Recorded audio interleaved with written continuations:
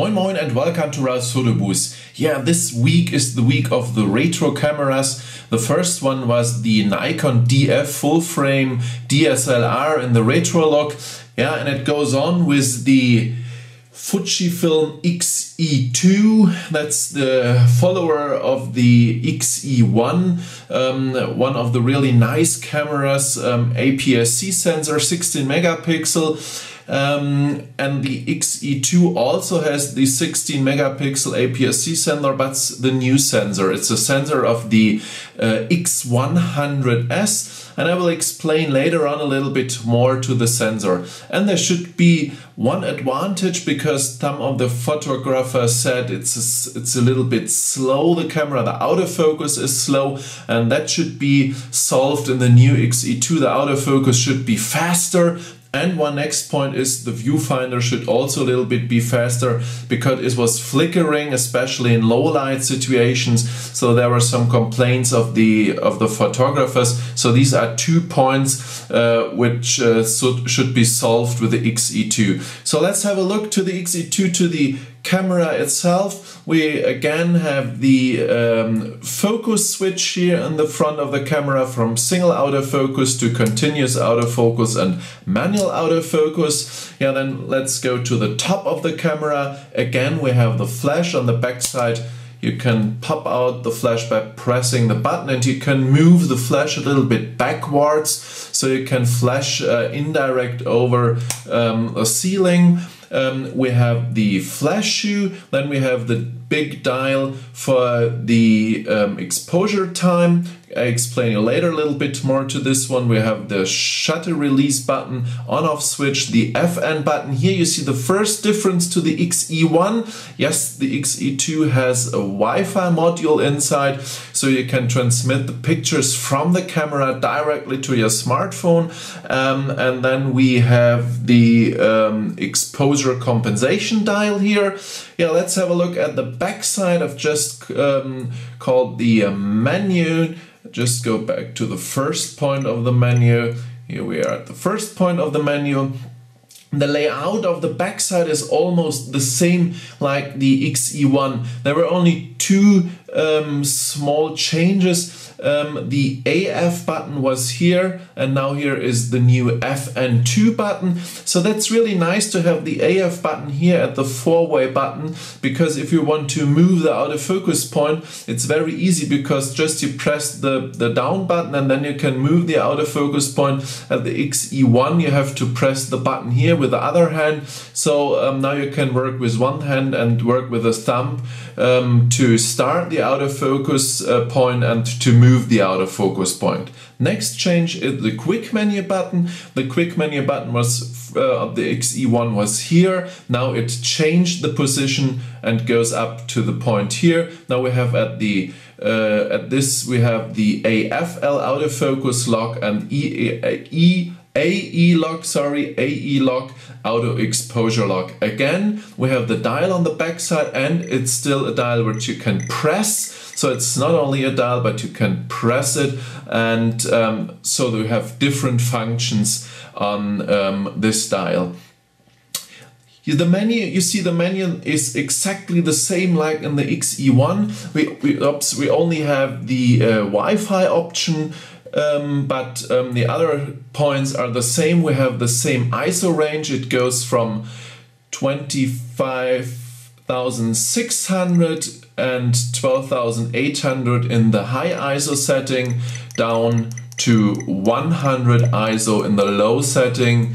Here we are 100 ISO, so that's exactly the same like in the X-E1. And also image size is the same. You can change between the different image sizes. The image quality is the same. You also again have RAW and RAW plus JPEG.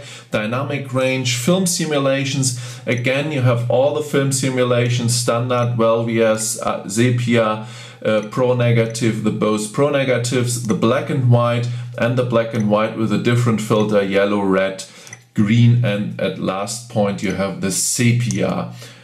Then you have the film simulation bracketing, self-timer, white balance, and again the different settings where you can individually change the color, sharpness, highlight and shadow tone, noise reduction, long exposure noise reduction, and here we have the next points for the custom settings, for the 7 different custom settings you can change. The mount adapter setting, if you have lenses from Leica or anything else with an adapter on the camera, shoot without lens, AF illuminator, that's the one here in front of the camera for the autofocus. Then we have at the next point we have the AF mode, again the same like before. We have the area which you can change, and you have the multi-AF. So I usually use the area AF. I'll show you how this will work later. We have the face detection, focus area. You see we have here you can change the focus area, what I said before. You can move the point, the focus area. Okay, then go back to the menu. Sorry for that. Pre-AF. That's what I show you how the pre-AF work. It's a little bit confusing what pre-AF means, but I show you what it means. Then we have the photometry. Again, we have the multi-spot and average. There are also no change. Then we have the AEAF lock mode. You can change between press or hold.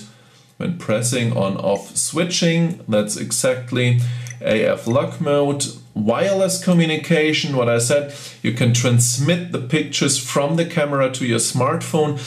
It's not a wireless remote. You don't have the option to remote the camera from your smartphone. It's only to transfer pictures and to combine it with the GPS data you select with your smartphone.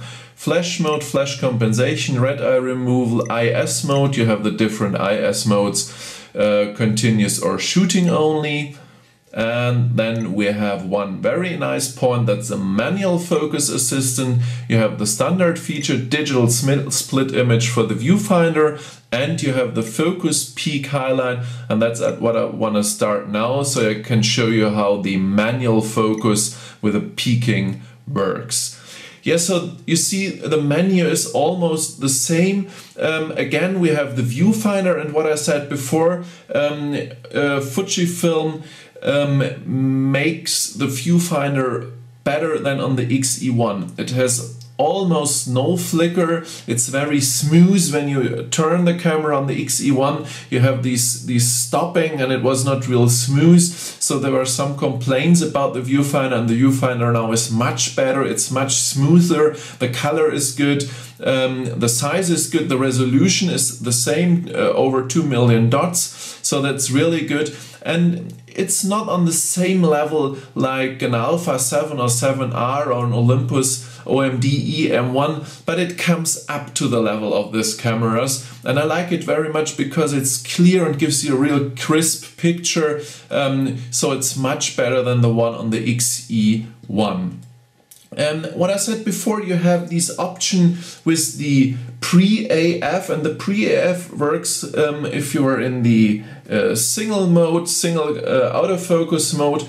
So just by pressing the button here, you see comes in the autofocus, and when I press the autofocus, you will see if the autofocus works perfectly. Just press again, you're back in the full view mode, and go to the detailed mode so you can see if the autofocus works perfect. That's a real nice feature. The funny thing is, if you're in the menu, the point says pre-AF off. So now the pre-AF is off, but it shows if you press the button the small field, and if you turn the pre-AF on, you will see I can press the button as often as I want, nothing happens. So I think it's a little bit confusing, because under pre-AF I understand that the cameras does what I showed you before, and I don't know, maybe there was a mistake in the menu, or they mean it like this and it's only confusing for me.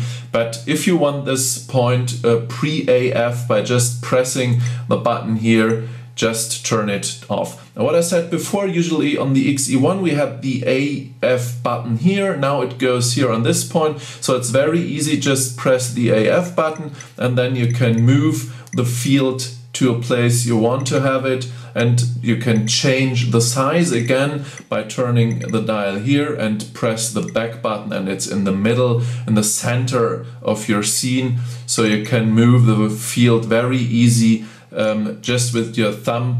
And you see, if I go here, say OK, and then press again here, we have the pre-AF field and can see where we set the focus. Let's go to the manual focus, because the manual focus is also a real nice feature with the X-E2. So if you have the manual focus field, you can move the manual focus field. You see, I can move the manual focus field here to my logo, and then if I press the button here, you see I have different sizes, magnification sizes, just by turning the dial. You have this size and you have this size. Just press again and you're back in the full view mode. Again, one press and you're here and here. And now you can just turn at the front side the focus ring, and you will see here we have the peaking. It's a little bit difficult to see, so let's go to my beard, because there it's very easy to see how the peaking function works. So now we are here, press a little bit higher, press the button, and now when I get the focus, you see now I'm out of focus and now I'm in the focus, and you see here's the white rim around my beard, so the focus is perfect. So that's the peaking function. It's very nice because you're able to focus real perfect on the point with the X-E2, the peaking function. I like this one very much. You also has the split image in the viewfinder. It's a little bit you have to learn to work with a split image, but it's also a nice help to get the focus right on the point. Yeah, so these are the two modes, manual focusing and autofocus mode. So you have a lot of options, and for sure you will see everything also in the viewfinder. We are here in the viewfinder, and now I can press the button here, and you see I change the position again to my logo. Just give me it's a little bit difficult to hold the camera very so here we are, and now I press the dial on top, and you see here we are, and you have the peaking also in the viewfinder. So that's very nice. You can work very exactly through the viewfinder. A nice feature. One thing, the X-E2 and the X-E1 only has the program mode, aperture priority, shutter speed priority, and manual. There's no scene programs or anything else. You only have these four options. No scene programs like for sport or portrait or something else. You have to work manually.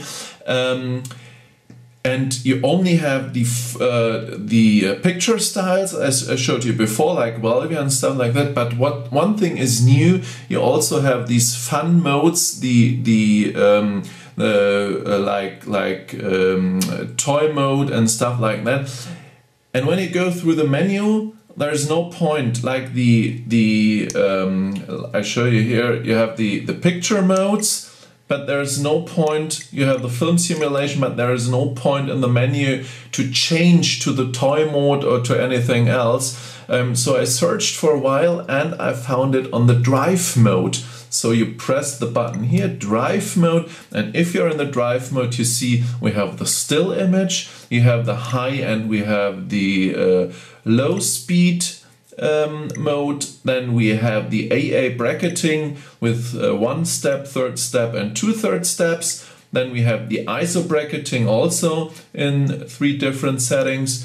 we have the film simulation bracketing and the dynamic range bracketing, and now here we come to the motion panorama. The motion panorama is exactly the same like in the X20. You just move the camera around, the camera makes pictures and combine it to a panorama. And on the next point we have the multiple exposure.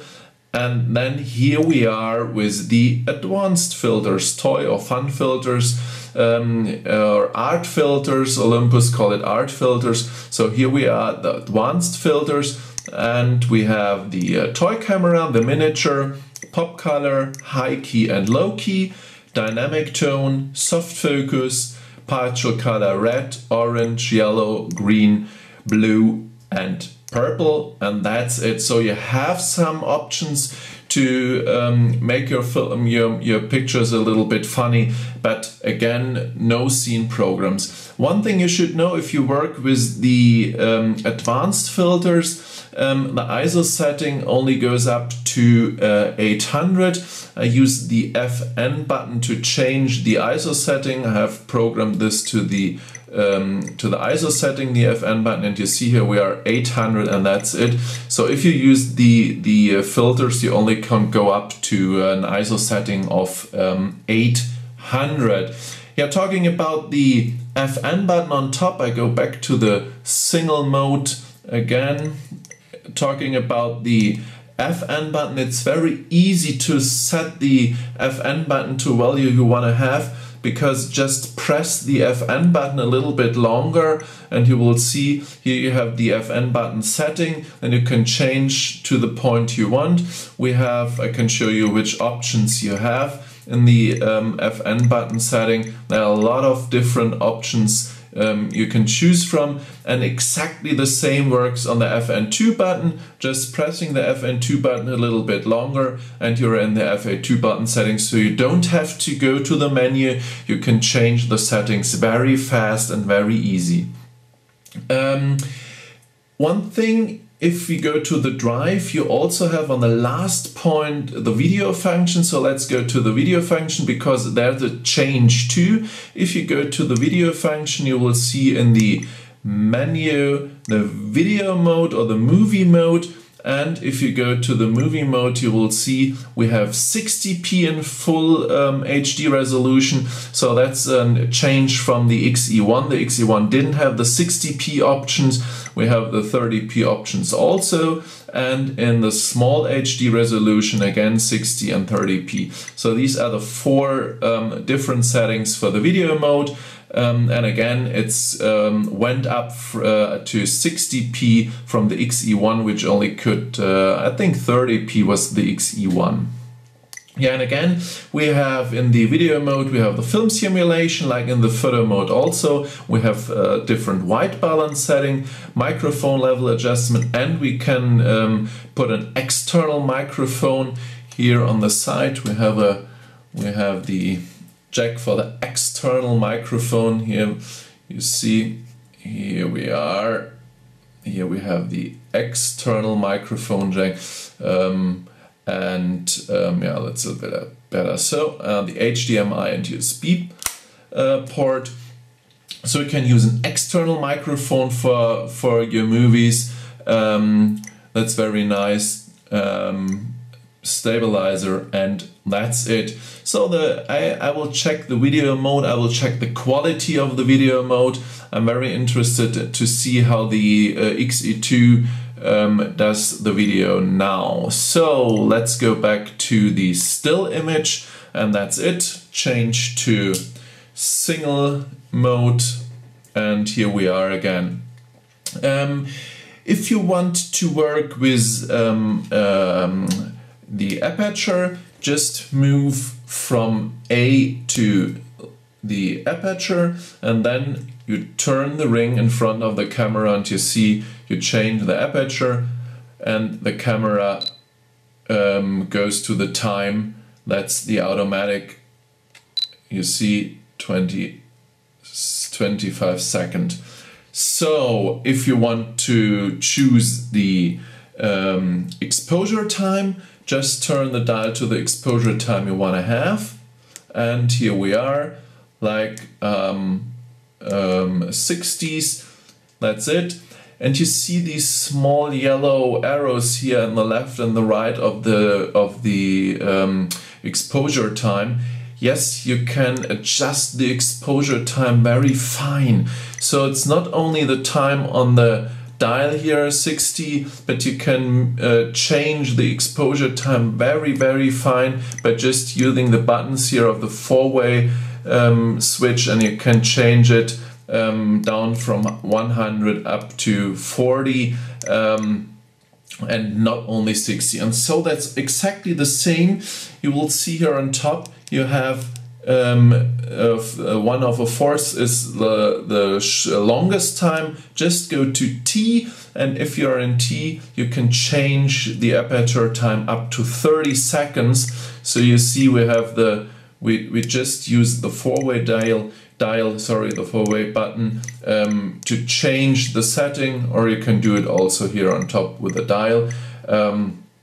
So you don't have only the settings here on top of the camera, you also have very fine and individual setting just by using the four-way button or the dial, so you can change from down to 30 seconds. Manual work is exactly the same, just turn the dial here, put the camera on aperture here, not automatic A, but to aperture, and that's it, and you can change time and aperture individually. So just turn the dial on the ring, the aperture ring on the camera, and it will see we change the aperture, and turn the dial on top of the camera, and that's it. So that's the work when you work manually. One thing, if you use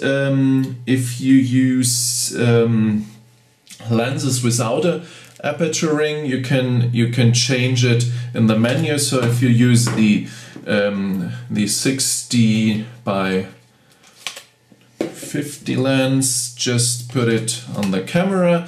You see this one don't has an aperture ring, it only has the focus, the zoom ring and the focus ring. And so if you're here on the back side of the camera, you see I can change just by turning the dial, and you will change the aperture in this way. So it's you don't need to have a lens with the aperture ring. Yeah, these are the most important things how to work with the camera.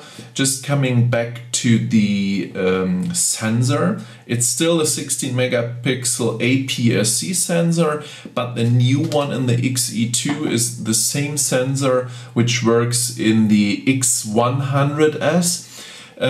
The main difference between these sensors is the new sensor of the X-E2 has some face detection autofocus pixels. So what means this? Usually the system cameras or cameras with interchangeable lenses without a mirrorless cameras works only with the contrast autofocus. So the camera look for the highest contrast, and if the highest contrast is reached, the picture should be sharp and the autofocus stops. The problem is, if you work with the contrast autofocus, the camera doesn't know if the focus point is behind or before the sharp point you want to have. So it works like going force back to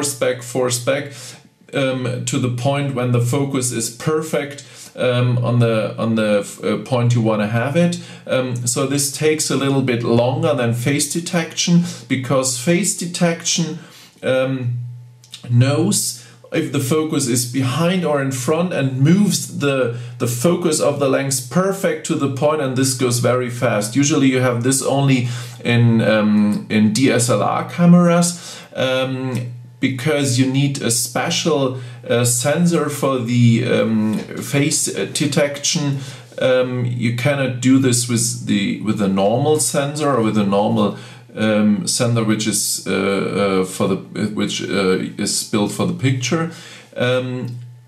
So you don't have the mirror at this camera, and therefore the Fuji and Olympus does it. They put some single pixels in the 16 million pixels, there are certain, I think 100,000 pixels are only for the face detection autofocus. So this means it works a little bit faster than the contrast autofocus. You will see if you compare the X-E1 and the X-E2 that the X-E2 is faster. It's not much faster, but it's faster. You can use it as a point and shoot camera, so the autofocus is faster. You will see the difference if you work with the camera. I tried some outdoor shootings, especially point and shoot shootings a little bit around here in my area, and it's really faster than the old one. And I compare it to the XM1, because the XM1 has the old X-E1 sensor. It's exactly the same like in the X-E1, and if you compare both, yes, the X-E2 is faster. So the two problems with the X-E1 are solved. That's the viewfinder. The viewfinder is better, and the second is the autofocus. The autofocus is faster. Talking about the picture quality of the E1 was really good, and I tried the first shots, and I made some ISO settings, different ISO settings with the X-E2. I think it's on the same level. Talking about high ISO, I think it's a little bit better than the E1. I think the noise is less compared to the X-E1, and the picture quality, in my opinion, for an APS-C sensor, the picture quality really is outstanding, and yeah, it's absolutely perfect picture quality for a camera like this with an APS-C sensor. So it's in my opinion, if you want a point and shoot camera with an electronic viewfinder, a small camera with an APS-C sensor, the X-E2 is really a perfect camera. There are only 2 points I miss, and that's what Fuji didn't do with the new one. They didn't put in a movable screen and a touch screen. These are 2 points which some of the photographers want to have in the new one, turnable screen and touch screen. But unfortunately, Fuji didn't put both in the new X-E2. So if you want to have these 2 features, sorry, the X-E2 doesn't have it. It's still a fixed monitor without touchscreen. Coming back to the Wi-Fi functions, as I said before, the Wi-Fi functions are not as good like in a Panasonic GX7, where you can remove the camera from your smartphone, where you can make all the settings of the camera from your smartphone. Fuji only transmit the pictures to a smartphone or to a computer, and that's it. So it's not really advanced, but better to have it than to have nothing. Yeah, so this is my review of the Fujifilm X-E2. It's not a big step, but the 2 most important points are going up. Fast autofocus, better viewfinder, and that's it. Still no scene programs. You don't have to wait for it, because I don't think that this camera ever will get scene programs, because it's also retro style camera, so photographers who use this camera don't want scene programs. They want to work manually, and that's the focus on the X-E2, on the X series, to work manual. The most important thing is picture quality, and therefore the X-E2 is absolutely perfect. It's outstanding picture quality, even in high ISO.